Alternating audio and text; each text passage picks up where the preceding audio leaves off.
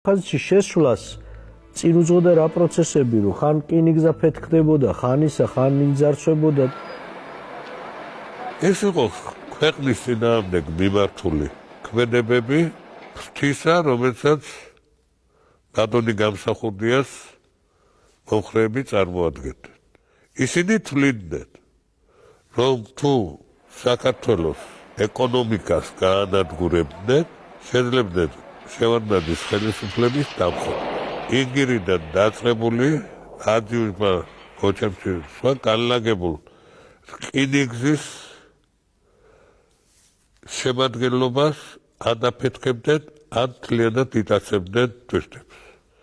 არავინ არ მალავს, რომ ჩამოვიდნენ სომხეთის პრემიერ-მინისტრი, და ვითხრენ, რომ 7 მილიარდი მანეთის ტვირთები დაიტაცეს მარტო სომხების კუთვნით. ამიტომ იყო მიღებული გადაწყვეტილება ერთობლივი პატრულირების შესახებ და ეს შეთანხმებული იყო არძიმბასთან სხვათა შორის. ეხლა ის მუხანათი კაცი იყო და ბუნებრივია იმ ინტერესებიდან გამომდინარე, რაც მათ ამოძრავებდათ. ერთს ამბობდა, მეორეს ფიქრობდა, მესამეს აკეთებდა, მაგრამ რუსებიც იგივეს აკეთებდნენ.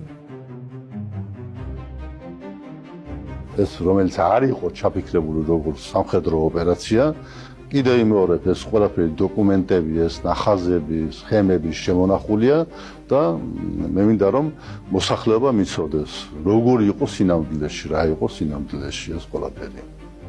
აწერილი ამ საქმეებში მთლიანად არის აღწერილი ჩვენ სასამართლოში რაც გავგზავნით. მთლიანად გეგმა, ნახაზები, სქემები და ეს ამოღებულია და დადებულია იმ სტენოგრამებთან ერთად, სადაც ეუბნება და აფრთხილებს ყველას. ეკრძალებათ ქალაქებში და სოფლებში შესვლა.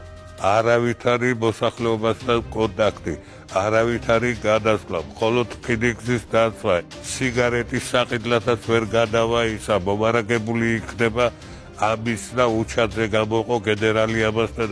ეს მასალები ყველაფერი იქ არის. უნდა იყოს სამ ადგილზე, სამტრედიასთან, სოხუმთან ახლოს დაბანაკებული და ლესელიძესთან ახლოს დაბანაკებული. და აი გააცილონ მატარებლები.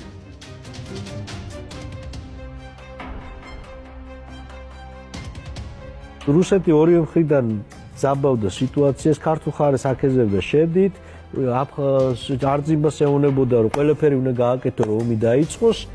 ტიტოვანი ვალდებული იყო ჩასულიყო სოხუმში დავალება ქონდა.